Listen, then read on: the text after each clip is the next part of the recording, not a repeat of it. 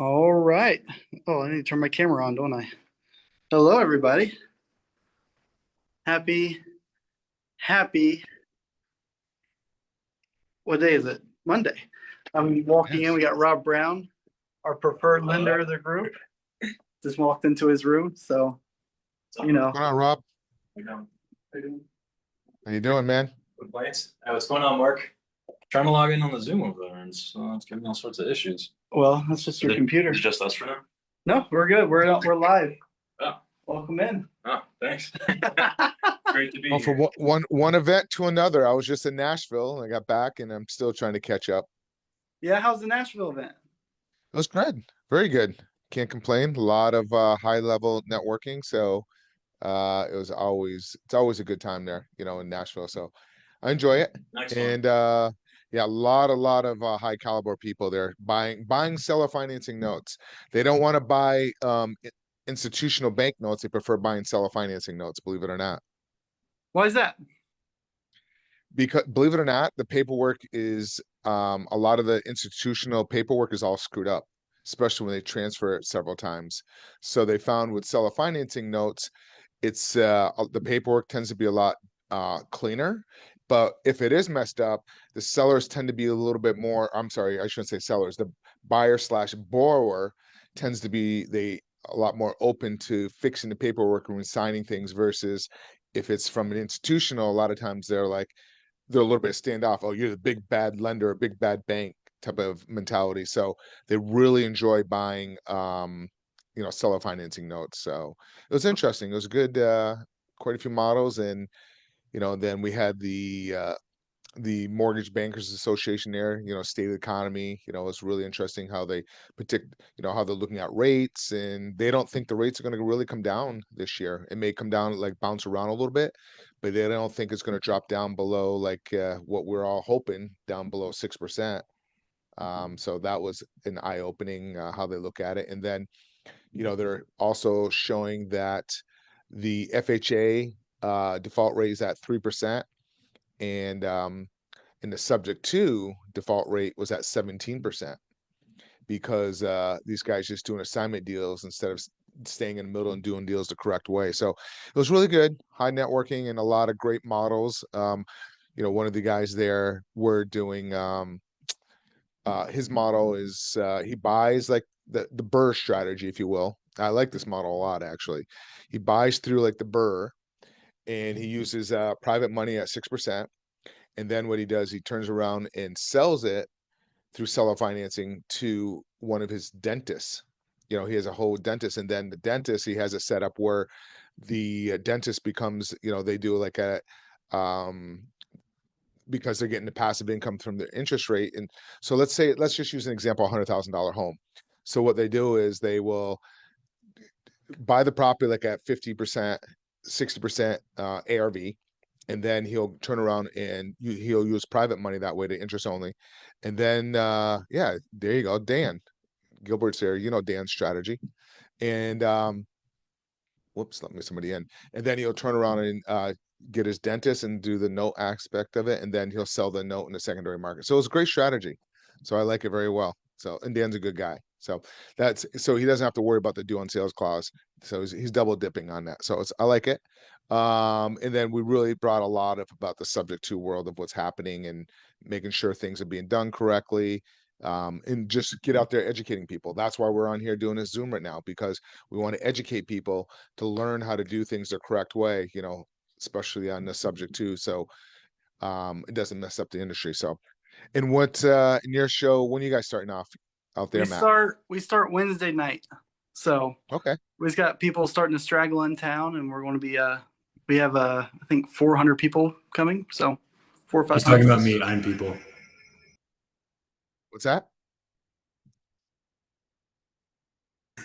He's talking about me. I'm people. Nobody else is Oh, here yet. okay. So you guys So going out to dinner afterwards, I'm assuming. Cool. yeah, we're going to go grab some foods, celebrate Cinco de Mayo. So You better be careful. You may get deported in that mess if you're sitting in that crowd.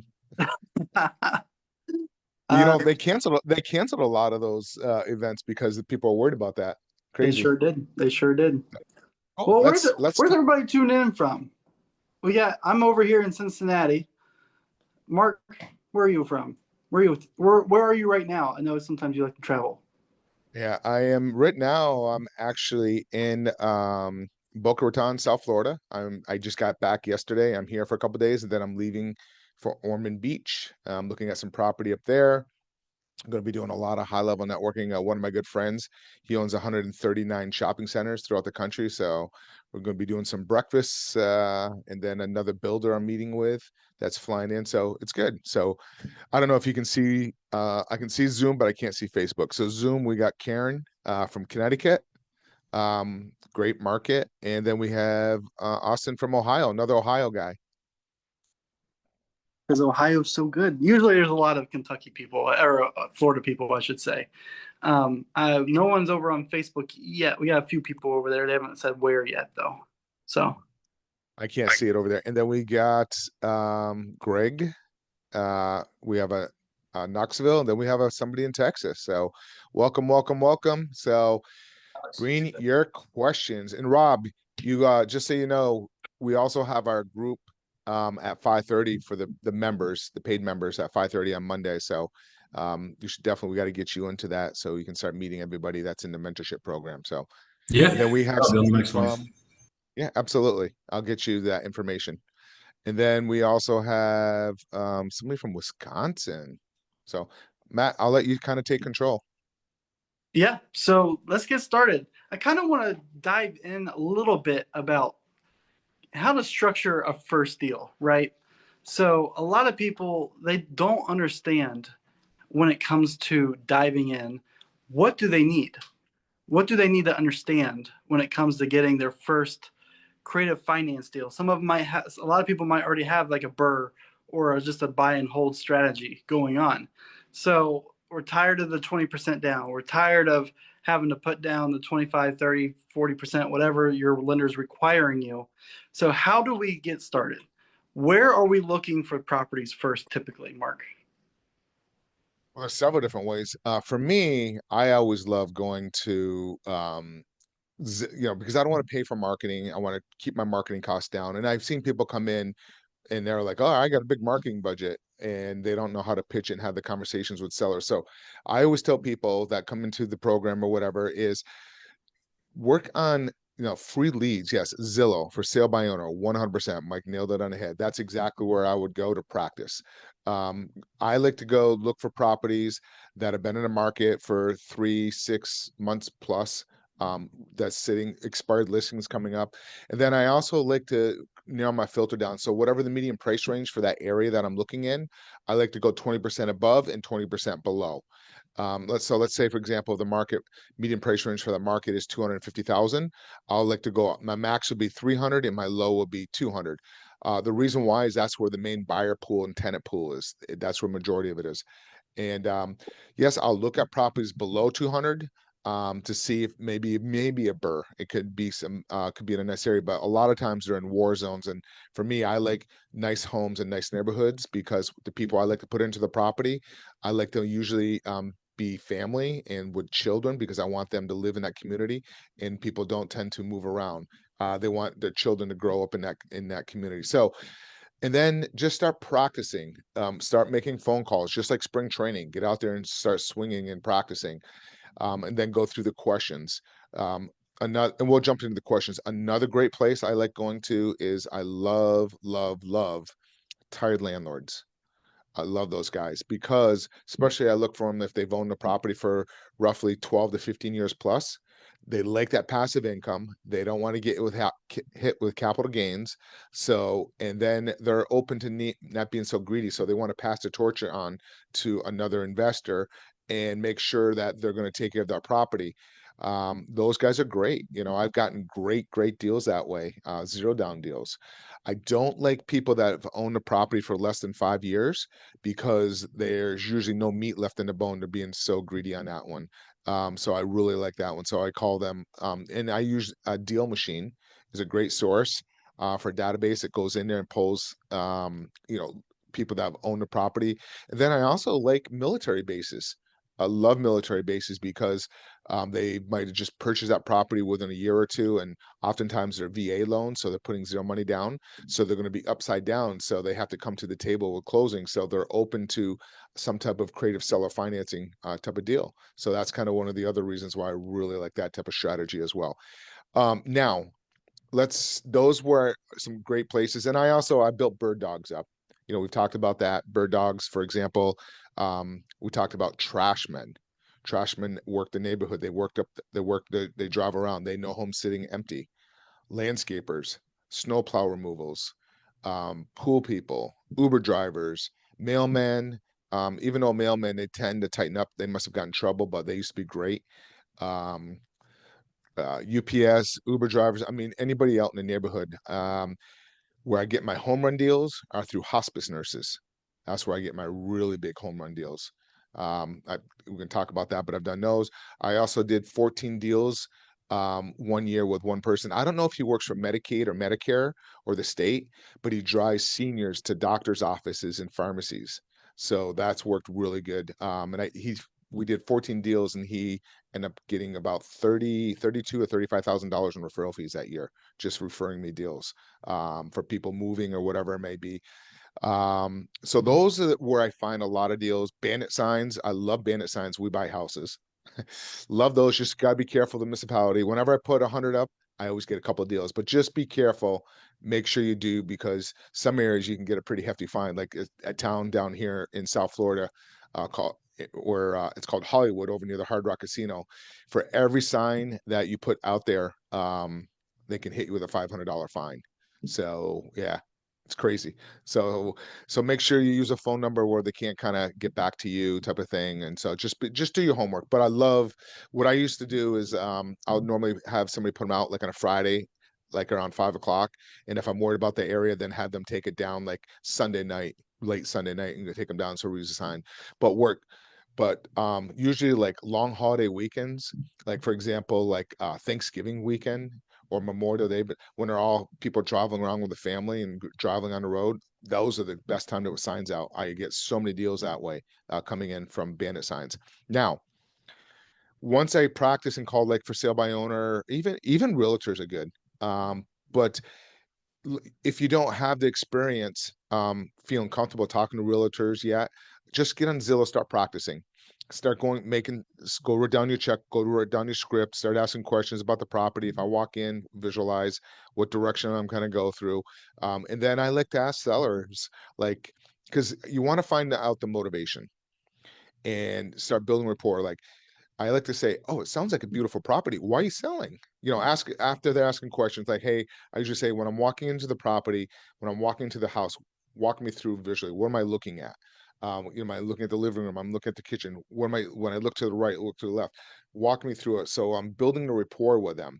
And then as they're talking about the house and everything, then it sounds like a beautiful property. Why would you want to sell?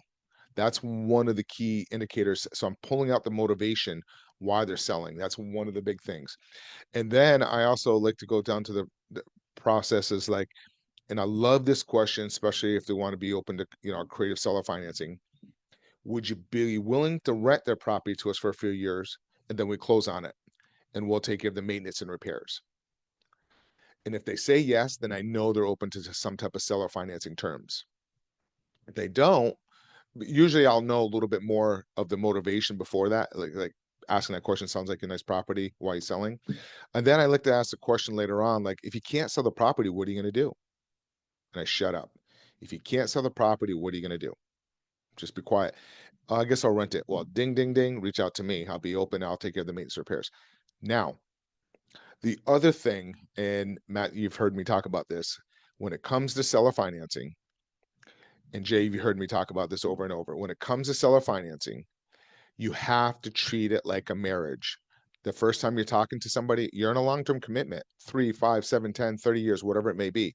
So you want to build a rapport with them. So think of it the first time you went on a date with your significant other or your boyfriend, whatever it may be.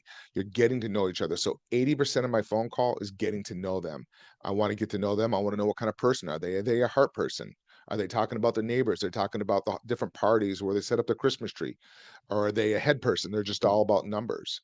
or are they a gut person? Oh, I want to just go with that color red car because I like it. So I'm trying to find them out, and I truly want to get to know them because I'm besides them interviewing me to make sure I'm taking care of the property, I'm interviewing them to make sure they're not a crazy seller. Because I've had those, you know, yeah, I set up an arrangement. Oh, your check's supposed to be there on the first, for the equity. I paid their equity sometimes in installment sales, be the 18th and it's not even the first yet. Where's my check? So I go through that process of getting to know each other, and it's all about relationship. So that's about it. That's good. So Matt, I'll let you jump back in here. I'm running my mouth here on my No, you're minute. good. We have somebody asking where are they buying landlord leads. I actually have a guy right next to me. His name is Alex. He is always calling landlords. So, Alex, how are you getting your landlord leads? I use an app called Deal Machine. Um, Super easy way to get landlords, talk to more landlords through Deal Machine lists than any other way. Love it. Yep. I use the same thing. Love Deal Machine. It's a drop down called Tired Landlords. I believe that's what they have in Deal Machine. Yep. Yep. It's really, really good. And yeah, and they're perfect because especially like if they've owned it for like 12, 15 years plus, they're open to it because they're tired. They really are tired landlords, just sick of you hit them at the right time. Somebody, this damn landlord, their headaches and whatever it is, you just hit them at the right time. But I don't like people that have owned it less than 5 years.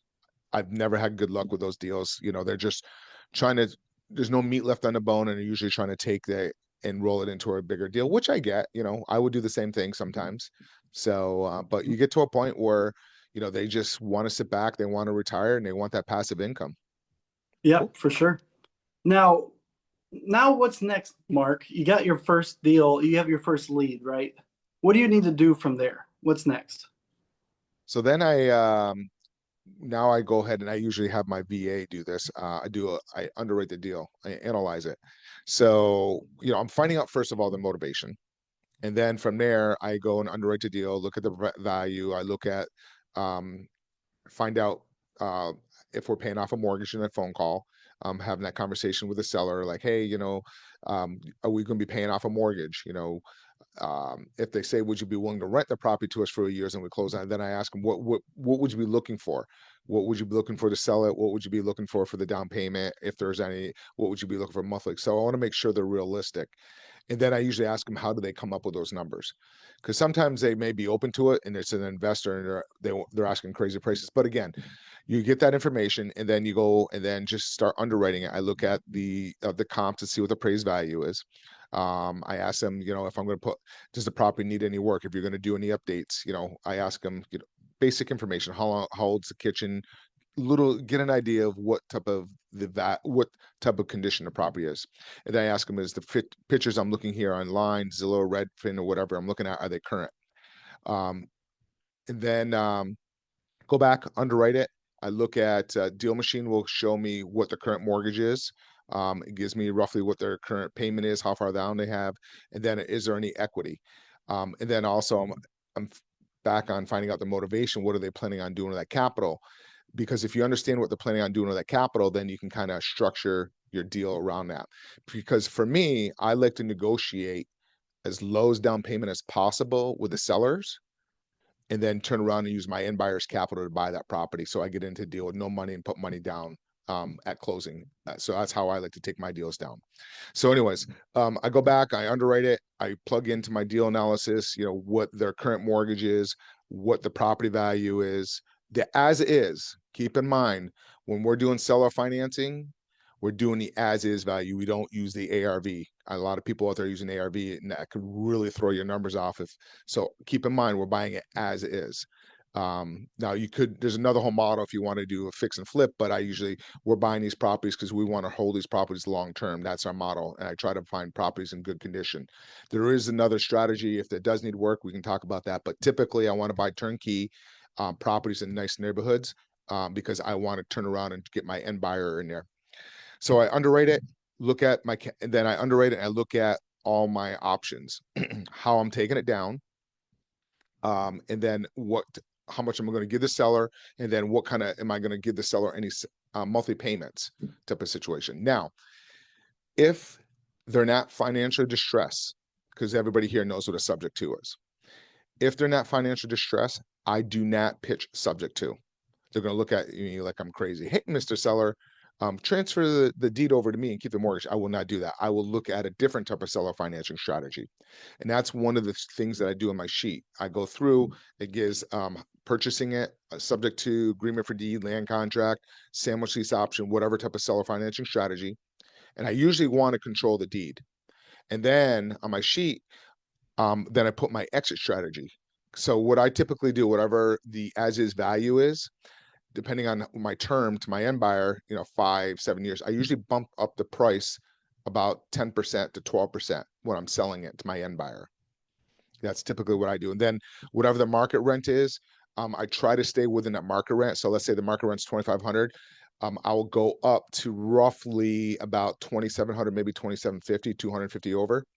So that's so I can get that cash flow. And if I'm going to buy it when I'm underwriting it, I'm looking at the market rent. And if I'm going to buy it through a sandwich lease option from my seller, I'm going to go 250 below that. So I'm going to get that $500 monthly cash flow spread. And that's what I'm looking for. And then I try to negotiate lowest down payment as possible. And then let's say I give the seller $10,000 down and I get $2,300 a month. Then I go out and then I try to find, and I do a long due diligence period, 45. And I tell the seller, hey, you know what, Mr. Seller, at least we'll close when it's convenient for you. So there's no rush. And what I do is I go through and I tell them what I do in my program. My background's real estate banking. I've been doing this for 30 years. This is what I do. I put my tenant buy into property. I underwrite them because that's my underwriting background. They usually have outstanding income, and but they run into credit challenges, and it usually takes them anywhere 18, 30 months, maybe a little bit longer for them to get their credit cleaned up and they establish a good payment history. So I'm educating them on that whole process. And my agreement is between me and you. So if my end buyer doesn't make a payment, I'm still making that payment. So you don't have to worry about that. So it makes them feel more comfortable, because there's times where they come back and like, well, I need my payment. They're adamant about this payment. Like, I want 2,500. Well, I'm not the right buyer for you. For me to make this deal work, I need to be around like 2,200 or 2,100, because I tell them I'm staying in the deal. And I've had people drop their monthly payment down because they want me to stay in the deal instead of trying to deal with the other tenant buyer in the property. And then I tell them I'm going to take care of the maintenance and repairs as well, up to like $3,500 or $4,000, something like that. And then anything over and above that, most likely it's the homeowner's insurance that kicks in. So I go through that process on how I analyze the deal. There's a spreadsheet that I use that's really good that helps me underwrite it and gives me all the different exit strategies. So, Matt, question? Yes. So someone that was over here on Zoom asking about the pricing on Deal Machine or even like Zillow. Do you go off of those numbers when you're analyzing deals? Are you using those numbers, or are you pulling your own? Because it is AI pulling those typically. Actually, believe it or not, when you say numbers, are you talking the property value or rent The value? property value, yep. What Yeah. the estimated value is, or the ARV. Yeah. Actually, believe it or not, ChatGPT has been really good for us. We still sometimes do the old school, but what we've been doing is really going off of ChatGPT. You have to put in like, hey, please let me know the property value for this subject property. And then you gotta, when it comes back, then you gotta tell it what kind of condition it's in. And then it will adjust it based off of the condition. It can't look at, it doesn't know what the property condition is. Because sometimes people say, oh, so that's what we do. We will look at Zillow. We will look at that to make sure that all the numbers are within reason. If the one's way out of whack, then we'll kind of take a look closer. Why is one of the numbers way out of whack? But if they're like within 20,000, like within like a close percentage of each other, and most of the time they are, and then we may adjust it. Like if there's a bigger lot or something like that, sometimes it'll adjust it. But it's been pretty good, and it's actually been really good on rental comps as well for us. So ChatGPT has been really good on that. Okay, awesome. All right. So now after you analyze a deal, what's the next step? I go ahead and lock up the deal with the seller. Go And through how the do you do that? process. Like, so I know Um, every type of seller financing is a little different, right? When it comes to that, let's just say So you give an example. Which one do you want to do? Let's buy it subject to, and I'm selling it on a lease option. Okay, let's start with there. Okay. Sure. So typically what I do is if I'm buying a subject to, they're most likely delinquent. They're behind maybe 2 months in their mortgage payment. Okay. Um, so that's kind of what I would do on that situation. Say, all right, I'm going to bring your mortgage current. I'm going to give you some money to move. And what we'll do is we will go ahead. I'm going to go ahead and find myself qualified tenant buyer that we're going to put into the property. We're going to go ahead and underwrite them. So why don't we close? Why don't we go ahead and say we're going to close on 60 days or before, or 90 days and before? And this will give you time to go ahead and look for a property. And then sometimes, because I want to make sure they're out, I will have my VA actually help them try to find properties too, because I want to get them out of the house. I will never, ever, ever, and remember this, never lease back a property to a seller that's living there. It's never goes good. So keep that in mind. Oh, do you mind if I lease it? No, I will give you money to move out of the property. And then oftentimes well, I need my money to put down. So what I do is, all right, when you find a property, let me talk to the landlord, and I'll reach out to the landlord, and I will maybe write half of 1 month's check directly to the landlord to make sure. And then when they close and move out, then we'll go ahead and give them the remaining money. So, but I know I'm working with whoever they're going to move into. And then also sometimes I'll even get if they don't have a moving truck or moving something, I'll help and coordinate that. But oftentimes they already have kids or family, something on those lines. All right. So I'm going to bring your mortgage current, and I'm going to do all this stuff once you're out of the property. I'm not going to do anything, because sometimes they'll say, oh, can you do it before? I'm like, nope, once we close on it. Then what I'm going to do is, at least I'm a buyer, and I'm going to go ahead and we're going to lock this up for 45, 60, 90 days, whatever it may be. You can try to keep making your payments as you can, do what you can as best as possible. So it helps me get into the deal a lot cheaper. Then what I do is I go ahead and find my tenant buyer. I start marketing the property.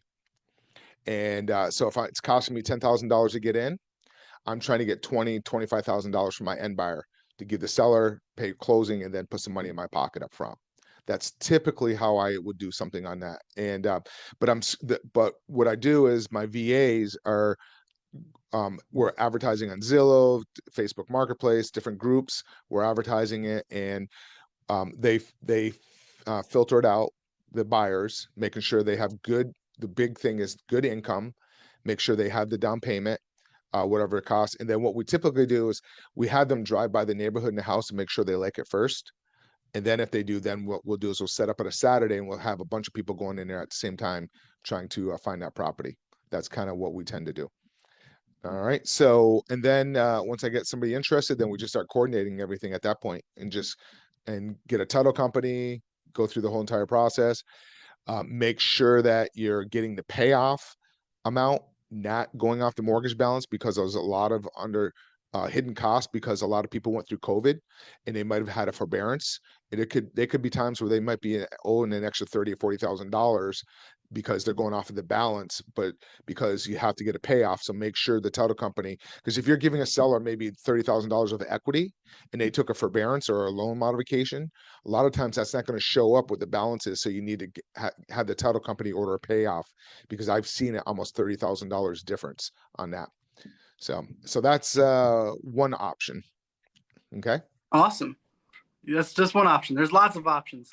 So if you want to learn more about how you can do seller financing, whether it is subject twos, land contracts, all of that, there's so many different types. I mean, there's 5 or 6 different types that Mark teaches in his program. Feel free to schedule a call. I'm about to post a link. Just click on that, schedule a call. It's a free 15-minute call to see if we can help you on your journey, whether if you're getting started with real estate, or if you have 5 to 10 properties already and you're just tired of putting that 20% down, or even if you're experienced. We have a great network of individuals that are partnering together, finding big deals, tackling big deals, and we want to see you guys succeed as well. So I'll be posting that link below. And this will be actually a time for you guys to ask questions. So I want to open it up to everybody. We have a question. Ivan's got his hand up. So, All right. hey, Ivan, how you doing, man? How's it going, Mark? How's it going, Matt? Quick question. Mark, you stated, can you hear me? Yeah. Whoops. Can we hear you now? Did I hit something? Did I hit the wrong button? I think I might have done something by accident. All good. Can you hear me? Yes. Awesome. You stated when you do your due diligence, do you have your VA do your own due diligence, or are you doing your due diligence? My VA does a lot of it for me. Yeah. I got them Wow. trained really well. Yeah, they do a lot of it. So Yeah. they're trained really well. I'll do a quick glance at stuff. I like when they're doing due diligence stuff, they'll provide um once once I get close, if we agree to a contract, like they'll do all the underwriting and all that stuff, but I will always review it before I present it to a seller. And then I always will, if they agree to it and we're getting ready to do a contract, then I'll spend a little bit more time and really jumping on Google Drive, going down the street, looking at the neighborhood, taking a little bit more closer to the area, and then getting all but then I go into contract under my due diligence. I still have an out. So when all the payoffs and everything comes in for the title Yeah. company, deals can get renegotiated, and I've walked away from deals because certain things pop up in title, like, hey, I'm sorry, this, that, or this, and negotiate, or so that's part of the process. But one of the reasons why I do a long due diligence or inspection period is for me to go out and find my tenant buyer, my end person in that property. But I also have a database of people in that area too that might be open looking. And then also I may even reach out to a loan officer in that area where they have somebody that has a nice large down payment, but they couldn't qualify. So I'll work something out with the loan officer. So maybe give them a referral. And then when they go to buy the property at the end, they will go ahead and refinance that out as that way. I'm sure you have your VA do a lot more stuff than just the due diligence stuff, but do you have like a breakdown of that would be one asset I think I could use. So I waste a lot of time when I get something under contract. It takes me like a day or two to really dig deep into the property, but I'm doing that. So what do you pay them per like lead or per hour? No, How does that work? I've yeah, never I had pay a him an VA. hour. Yeah, I pay him an Oh, hour. okay. I got two of them. I got one I pay, that's an executive level, a little bit more than 5, and then I got somebody a little less than that. But they work for me. Then on a closed deal, I'll end up giving him, I'll give him a bonus, a couple $100 on a closed deal. Yeah. But they also do help me out my rentals. I don't use property management companies. I use my VAs as property managers with a handyman on the ground. Great. Thanks much. All right, who's next? Got a question? Is it Mar? Am I saying that correct? And then Jay will come to you after. It looks like we got Amir. Amir, Yeah, sorry mute about yourself, brother. There we go. that. Oops. Hi, thank you guys for hosting this meeting. Pleasure meeting y'all, and that was really good. I did just get burned on a deal where I leased it back to somebody where I bought it from. But that was fun over COVID. That was so much fun. Gosh, I wish we would have met earlier, Matt, Mark. So I'm in the early stages of starting my wholesale business. I'm pivoting from 15 years in fix and flip to more into owner finance notes, RMLO, and into wholesaling. And I was looking for, what do you think? What are good KPIs to monitor, and what's a good strategy when opening up a wholesale office with automation? Is there a See, tech stack that you can yeah, recommend? yeah. There's some really good CRMs. People in my group, we give out a CRM for them. They just pay a real minimum fee, like $20 a month, something really, really cheap on that. But let me back up a little bit. Like, why? I'm just curious why you want to do wholesaling instead of actually becoming an investor. Like, what's your thought process there? I'm making 25 to 30% on my silent investments with apartments and stuff like that. And I'm probably doing the same in my fix and flips after going through so much trouble and going through so many iterations. So I'm building a portfolio of notes. I'm keeping the good properties, some of them for myself or my own portfolio. So I'm cherry picking, but I'm also getting some satisfaction and helping other people get out of a situation, help them. I I've been blessed to make enough money over the last 15 years to where I'm semi-retired. But I do, um, I do crave that satisfaction of closing some deals at the end of the month. And I think having a board with like 10, 15 deals and having them in flight and going through that transaction world, it's interesting to me, I think, at this phase of my life. And it's something that I may be able to sell 5 years down the road if I have a portfolio of notes, that residential and an office, a real estate office that does wholesale on the back end. Yeah, so what really gets the reason why I say that is because I have somebody that came into my program and she's done wholesaling for about 5 years, and she had a deal and it was a subject to, and it needed about $37,000 worth of work. But she was sitting there, she was doing a fix and flip, and all her capital was tied up in a fix and flip. So she was like, all right, I'm going to wholesale it. I'm like, okay, what are you going to ask for? She goes, I'm going to ask for 15,000. I'm like, when it's all said and done, what are you realistically going to get? She goes, I don't know, $10,000. Is that what you think? Is that what you kind of think Yeah, that she'll get yeah, on yeah, that? yeah. 10 to 15,000 dollars on an assignment Okay. is what I've Well, heard from yeah, that's Ace typical. Morby Group that I'm with. Okay. So that's typical. However, we went through the deal analysis, and instead of her wholesaling, she stayed in a deal. And over 5 years, she's making $171,000 instead. But let me kind of break it down, because she didn't have the money. So what we did is we marketed it as a handyman special. Okay. So when we're marketing it for our end buyer, we're telling our end buyers people, hey, you know what? We're going to be looking for about $60,000, $70,000 down because we got to fix it up. But if you're handy and you want to be able to do the work yourself and you have the capital, instead, we'll take $12,000 to $15,000 down, and you're going to use that rest of that capital to put into fixing up the property. So she made $12,000 in the front end, cash flowing $750 a month, and getting a nice payout of about 90 something thousand on the back end. So over 60 months, she was making $171,000, and she's still making the same amount up front, 12,000. That's why I don't understand why you guys want to do assignments, because if you do it the right way, you still can get the money down from your end buyer the same amount you're going to do up front. You just got to, it's all about negotiating and try to get the capital down from your seller up front. So that's just to give you an example of one. I can't hear you. You're on mute.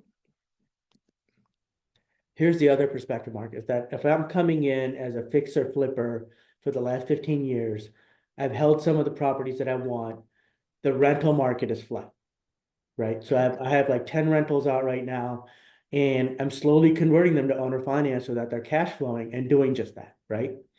Love it. But the idea was to have a structured business where I'm not having to go to every project, be the project manager, be the real estate agent, be the acquisition agent, be the disposition agent, right? I tried doing the wholesale thing. I went to Whole Scale conference about 5 years ago. And I met Jimmy Hill and I met Pace and I met all these guys, Astro flipping, and I got a whole stack of, and I got 25 to $30,000 into wholesaling and doing it myself, and it was too much. Great, I was doing the deals, I was making a ton of money, over 200,000 a year. But I just didn't have the right foundation set up to where I had an office structure, a staff, a VA. I couldn't kick over 100 yards. I mean, I'm plateauing I at get 50 it. yards. So But that's what blows me away is in that deal, the average deal you make, if you're doing it the right way, is roughly about 150,000 to 250,000 over 5, 7 years. So all you have to do is 5 deals a year. Think about this. If you do 5 deals a year and your average payout in the back end is about 100 to $175,000, and in 5 years, all those they keep coming due, you're making a $300,000 to $500,000 when they pay you off. Plus, you got that cash flow coming in. It's all about that passive income. So for me, my minimum cash flow is $500 a month, minimum. I have more than that. And so I don't have to grind it. All I have to do is like 5 deals a year to get the same amount of capital versus grinding as a wholesaling. You got to keep grinding and grinding and grinding. You want to get to a point where you have passive income. have enough passive income coming in where it's going to cover your bills and kind of grow from there. That's the goal. It's like where you need to be in your passive income, and you want to buy properties. Like I love buying through seller financing and sell through seller financing and grading that passive income coming in. That's my ultimate goal. Because like it's summer. My other half just took off to Cape Town, and I usually go with her. I would have gone with her, but I have to go to this other event up in a friend of mine. I have to go up there, so she's down there right now. But so just to give you a heads up, an idea, like last year I spent in Lake Tahoe for a month. I was in Seattle and Alaska. The 2 summers before that, I was in Cape Town for a month and a half for both summers. And then before that, Portugal.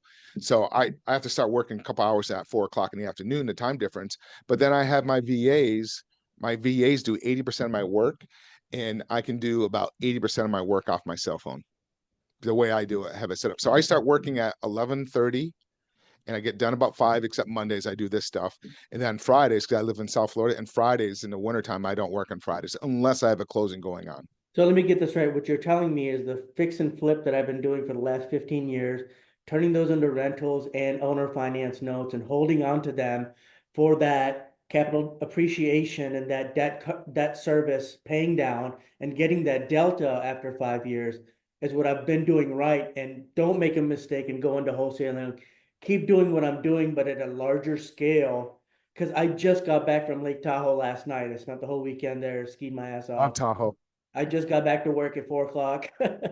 Yeah. So I'm like But on the same frequency, man, but but I'm not a fan of that's fix what and I'm flips hearing though. from you is just keep going. Yeah, but I'm not a fan of fix and flips. That's me. It's a Yeah. grind and things come up unless it's a home run deal. If I'm going to do a fix and flip, I'm putting an offer where it's going to make sense to me. I'm very selective on my deals. You're just going to be grinding, wholesaling, you're grinding it. You got to Okay. grind it and Okay. grind it. And, and then, you know, that's my personal opinion. I like passive income. So if I need because if I want to take a couple months off, I can because I had the passive income. Wholesaling, you got to keep going and keep that revenue coming in the door. Thanks, Mark. I don't want to Just hop it up too look at much. your model, look at it a little different. And you saw what it was like. Yeah, because you said you're doing wholesaling before, right? And it was Yeah. and you didn't have systems, right? If you do it as like, look at how many investors, real investors, not going down this like, these call centers and all these models that they're making it sound like all it's good. Because the more deals you're going to do like that, the more issues you're going to have, and the more you're going to get pulled in lawsuits. The more deals you do. So keep that in mind. The more volume you're doing, the more you're going to get hit with lawsuits. So my personal opinion, because I've done it. I had 107 loan officers. We had a team. It was a grind. It Wow. was now I enjoy my life a little bit more. And just if I'm doing a deal, I'm selective on my deals. Like it needs to make sense. And I do the boomerang. Like people come to me and I'll make a deal that works best for me. And if I don't like it, I throw it away.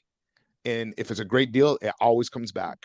And 70% of my deals come from follow-up, where I make an offer that works for me. This is where a lot of wholesalers do. They're trying to make the deal work because they're trying to get that deal so bad, and they're trying to massage and give the seller exactly what they want. Where I will make a deal where, yes, I'm helping the seller out, but then at the same time, I'm making the deal where it's going to make sense for me. I'm not stealing it. It's got to be a deal. It's going to be good for both parties. Okay. Thanks, Mark. I see a couple more hands. So do you have any more questions? Hopefully that helps, man. I'd love to talk to you sometime. Okay. All right, Jay, you're up. How you doing, Matt? How's it going?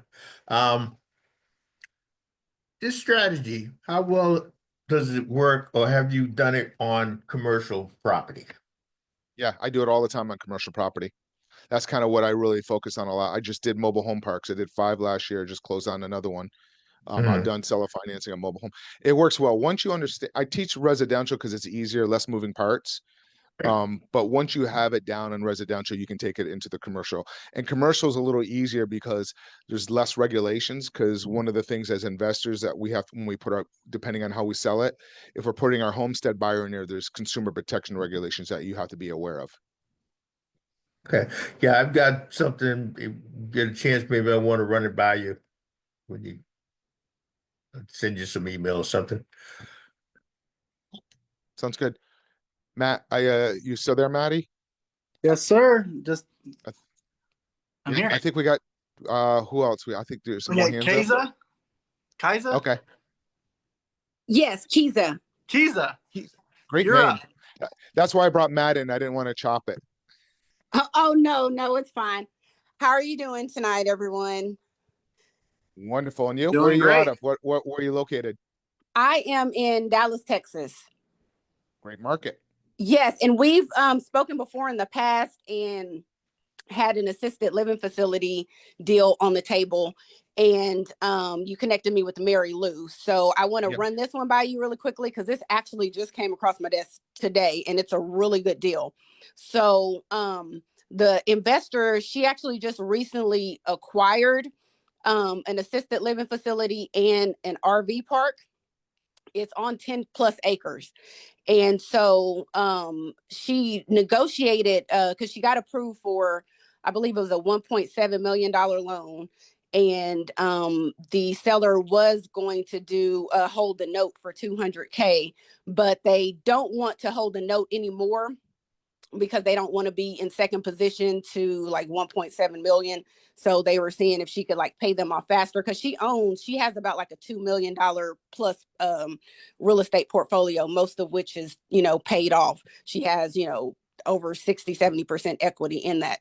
Well, she only owes like 700K, so probably more than that on the 2 million portfolio. So she is either trying to leverage, get a bridge loan, but she offered equity in the deal because she was needing about like 450K to kind of satisfy what she was needing to pay to the seller. But she it's an assisted living facility that's been there for 30 years plus.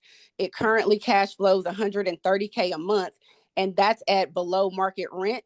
And when she raises the rent, it'll be 200K a month. So right now she's needing the 450K. She's willing to do an equity type deal with it.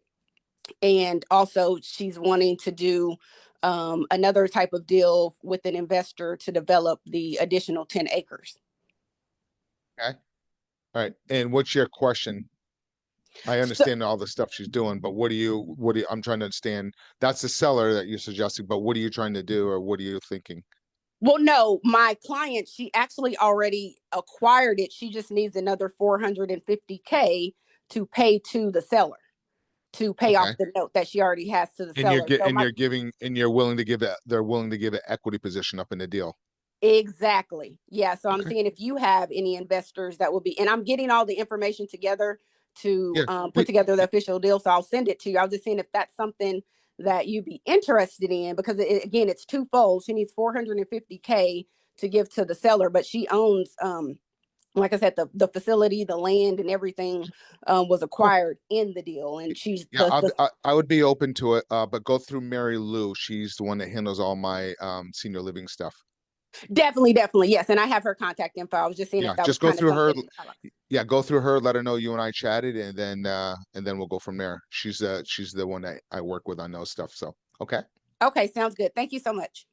Yeah, pleasure talking and meeting again. Yes. Somebody else was on here. Somebody else had a question. A hand. I think they fell off. Yeah, we got. Uh, It was somebody. they're gone. Was it Tala? It was Tala. Yeah, that was me. Yeah, Hey guys, go ahead. thank you for your time. I have a deal, a subject to deal. It's my first time doing it. I haven't done a subject to. The buy-in number is about 30K to bring all the loans and everything current. The existing loan is about 264. It needs about $40,000 worth of work. The property needs rehab, and the ARV is about 475. Just wasn't sure if I should jump into a deal like this or not. Yeah, me personally, I wouldn't do a deal with coming out of pocket 70K, but I would probably do a novation agreement possibly on this one. Oh, okay. That's probably what I'll look at. You can lock it up, and maybe bring a fix and flip investor into it. Do you know what a novation is? Where you kind of take over the note with the existing, kind of like a subject to a Nope. little bit? No, No? no. What you're doing is you're doing a partnership agreement with a seller in a sense, a JV. So you kind of agreeing what the net is going to be, what they're going to get. You know, if you're buying it at, is the seller's going to figure out the mortgage and everything, and figuring out what they're going to get in their net value. Say they're going to get 55,000, and anything over and above it, that's what you get. So you go under contract, and then what you do is you end up fixing the property up. You bring capital in or a partner in, and you fix it up, and then turn around and sell it for retail. You know, roughly around 475. So whatever the difference is that they're getting, whatever the difference that after they get and over and above that, that's what you end up getting, that spread. So it's called novation. Just do a little due diligence on that. Does that make Okay. sense? Yeah, that does. Thank you. But Appreciate I it. wouldn't go into it 30K and then another 40K. You're going to be 70K. There's a lot of risk there. That's me at least. I wouldn't do it that way. Right. But you could also just be direct with the seller and maybe go out there and tell her what you're trying to do to help her out. Because a lot of times you're there to help the seller, and that's how you want to treat it as. And you do want to help the seller. And at the same time as you're helping the seller, you want to make money being paid for a consulting or professional to help the seller out and then make money along the way. So what I would do is learn a little bit more about the novation. And then you could technically do a subject to as well. But you want to have another partner that's got some capital to come into that deal. Okay. Got you. Thank you, sir. Appreciate it. Okay. Thank you. All right, I think we have someone asking about a deal. Corey, who hopped in over from Facebook. What you got, Corey? Oh, we can't hear you, Corey. Uh-oh, can't hear him. Mark, do you see his comment or his message? Can you hear me now? Oh, we hear you now, Corey. yes. Oh, there he is. This headset dropped out on me. Well, I had something come across my desk today, outside of my wheelhouse because I'm not in Florida, but it's for Longboat Key, and it is a waterfront property. They're asking 1.7 with 210 down at 2% interest rate with a 30-year amortization schedule. 5-year balloon with a 24-month extension with 90-day notice. Monthly payment is 6,500. Estimated rent is 9,000 to 14,000 a month, and the estimated ARV is 3 million. I need to know what I need to know about this area because I'm not familiar with Florida at all. Where and how did you get the deal? Just somebody referred it over to you, type of thing? Yeah, this will be a JV experience for me.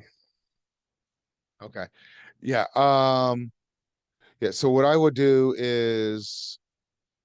probably do is find somebody that's local in that market to figure out what they're trying to. I would find somebody local in that market. For me, I don't like touching those deals because it's a lot of work and they usually never go through for me. I mean, what kind of property is this again? It's a lakefront or waterfront property, so it's 30 feet away from the water. It is absolutely immaculate, but it says that there's some hurricane damage, and it says 3/4 of the demo will be covered by FEMA. The seller will fund the remaining of the demo. Now, I don't know what to make of that, being as it looks immaculate from the updated pictures that I have. Yeah. So is this coming from a wholesaler? A disposition manager that happens to be Yeah. a close friend. Yeah, I would turn around. I probably wouldn't touch it. This is going to be a waste of time and energy. If as a disposition manager, I would go to a developer in the area and present that deal to them. That's kind of what I would do. I really Okay. probably wouldn't waste my time and energy on that. Yeah, For like me, I said, at it least. just came across the desk today, so Yeah, I want to buy properties where I can just take down quickly and start creating passive income. Those type of shiny object syndrome types of deals, they come all the time. I Mhm. The time and energy you're going to put into that deal, you could probably do 5 other deals. I That's was gonna me. say that too. All right. Yeah, especially if you got $100,000 to play with, yeah, that's a lot of deals that you can do. Yeah. Yeah, it's a lot of single family that you can do instead of, chasing down some rapper's home or something like that, right? I So, would just like have the disposition guy just reach out to a develop. If it's a great piece of land, if it's priced right, there's a developer down there that will grab that. And that's okay. who I would do, is just reach out to developers in that area. I'm All right. surprised this disposition person hasn't done that yet, quite frankly. He's new. What's that? New? He's new. Yes. He's new Yep. to disposition, so Well, maybe you might want to do it for him. Bring it. Tell him if I bring it, but just get yourself a contract, and because a developer in that area would probably, if it's priced right, would take that down. okay. All right. Well, I Cool. appreciate it. Cool, man. Thank you. Matt, you're up. I think oh, that's your numbers. That's Corey with the hurricane. I'm trying to see what else we got here. Yeah, I think we're good. So you guys all have some experience, it seems like, but it looks like you need a little bit of help. Some of you have that urge to go out and do more. It seems like. So I recommend just hopping on a call to see if the program's a good fit for you. Mark does have a mentorship program. Mark has a lot of experience, like 500 million in deals have been done by Mark, right, Mark? Just a little bit. Yeah, I've been around a while. I think around the 15th or 20th, I'm going to be hitting 30 years in this business. 30 years of Isn't that experience. crazy? So 1995, I started in this May of 1995. that's wild. Went That's by wild. quickly. Yeah. Somebody's So I got a recommend. hand. So go ahead, Matt. I mean, I recommend you guys just hop on a call. It's free. It takes 15 minutes. You'll be on the phone with Reese, which I think Reese is on here, and he'll just ask you some questions, see if he can help you out.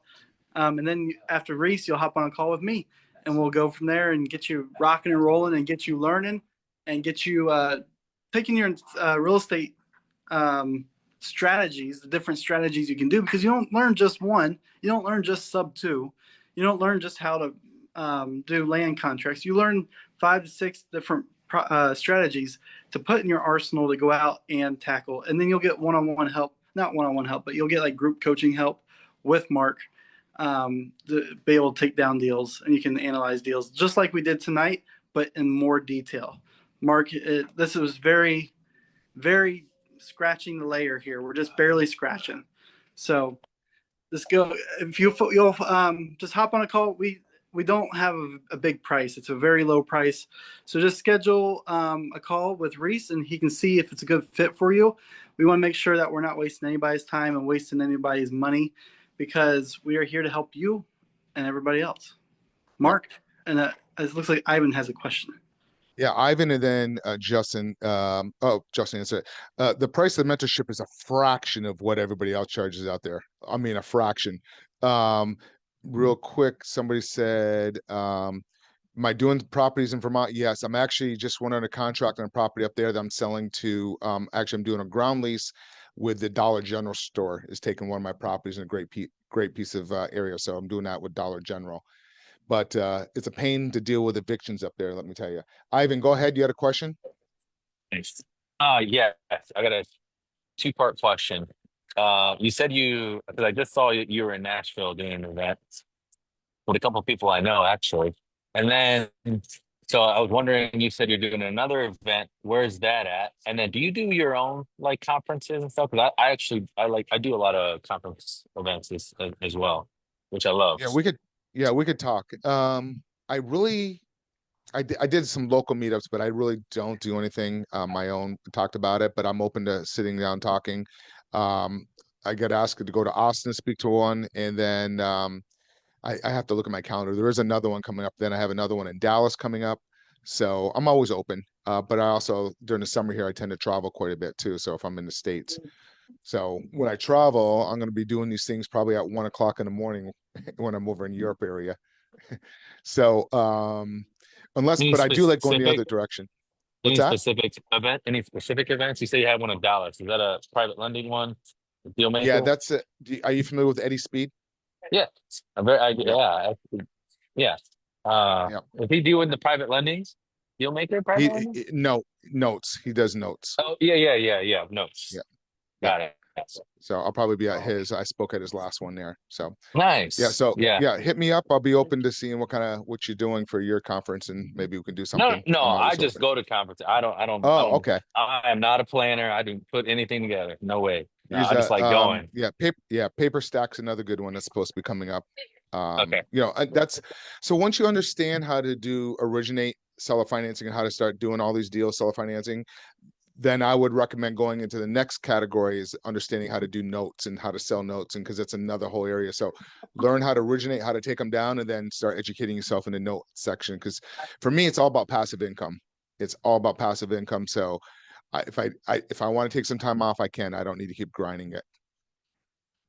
Cool. All right. Perfect. Awesome, Mark. Appreciate your time. Appreciate everybody's awesome questions. We had lots of good questions tonight. Mark, go ahead and talk about the last thing. Last thing. What was the last thing you want me to talk about? I'm just kidding. No, You guys have a just great one, people. have a great one. That's the last thing. If you guys want, schedule a call. It's free. It'll take 15 minutes. So have a great one, guys. Take care, guys. Be well. Take care, Rob, Matt. Who else was on there? Always a pleasure, Reese, Mark. enjoy. Take care. See you later, Rob. See you guys going. Oh, Karen was on. I just saw Karen. Take care, Karen, Reese, Justin, all you guys. Be well.